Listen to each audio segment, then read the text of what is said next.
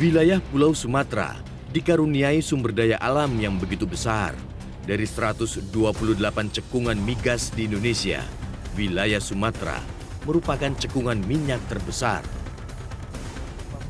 Dengan potensi emas hitam yang melimpah ini, tentu saja masyarakat tempatan tidak ingin sekedar menjadi penonton.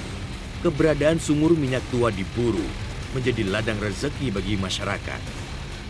Penambangan minyak ilegal di Musi Banyu Asin tersebar di 5 kecamatan.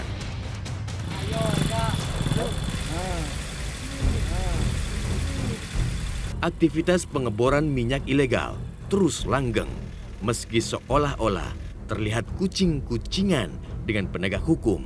Razia terus digelar, namun praktik molot masih terus bercokol. Seorang pemilik sumur ilegal yang realitas temui mengaku memiliki informan khusus demi lolos dari operasi penertiban. Memiliki sosok backing menjadi sebuah kelaziman dari praktik ilegal drilling ini. Sebenarnya kalau dikejar enggak, kami kan ada ininya, ada tunggul, ya. Ada yang di sana itu kan. Jadi makanya kami balik ke dia. Jadi kalau dikejar tuh memang kadang datang rahasia, cuman ada itu ngebel, lari dulu, lari. Jadi udah ada ini.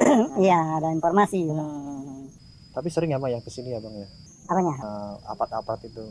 Kemarin katanya seminggu kemarin kesini kemudian Iya. bikin rusuh gitu. Iya, ada memang.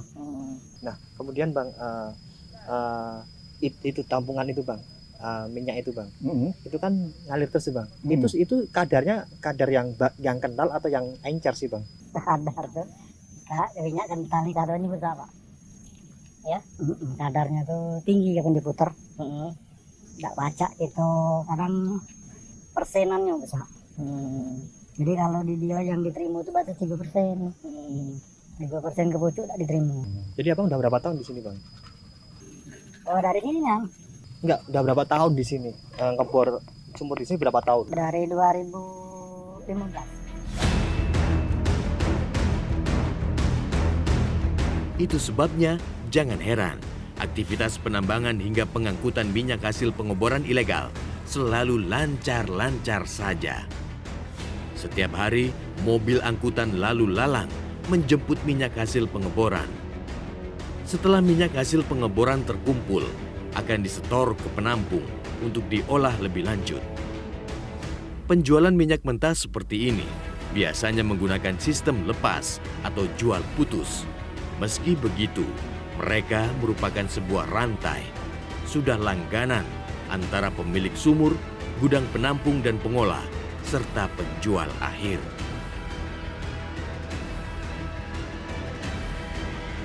Kalau ini 5,5. 5,5 itu? 5 drum setengah. Oh 5 drum setengah ya, berarti Iya. kali 220 per liter itu ya? Iya. Oh. Ini dibeli berapa nih Bang? Minyaknya. Ya macam-macam, misalnya kalau yang bagus dia ada yang harga 98. Jadi ketika minyak-minyak tadi disedot di sumur, kemudian ditampung di drum-drum. Di drum-drum tadi ada 5 drum itu, kemudian dari drum itu dipompa ke atas, lalu masuk minyak itu ke dalam. Namanya apa Bang? Tekmon. Nama Tekmon. Tekmon ini bisa menampung minyak dengan volume 5,5 drum atau kurang lebih 13.000 liter ya. Iya.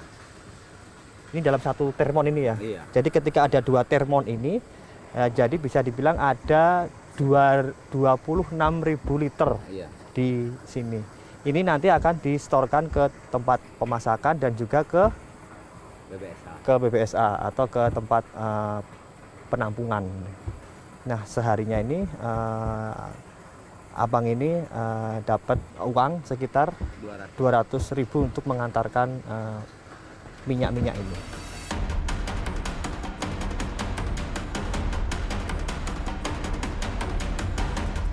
Besar perputaran uang di bisnis gelap minyak mentah menjadi lingkaran setan praktik ilegal.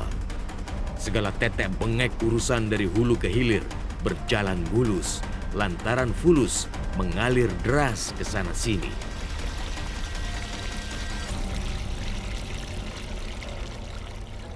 Kalau informasi yang kita dengar ya, minyak itu dicampur.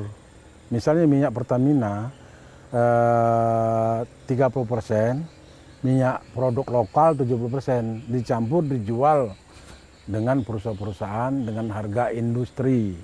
Itu informasi yang saya terima itu.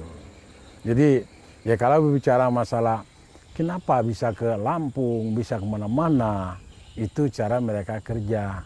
Dan di sini saya tidak berani mengatakan, tapi yang jelas oknum. Di belakang mereka itu ada oknum yang bermain.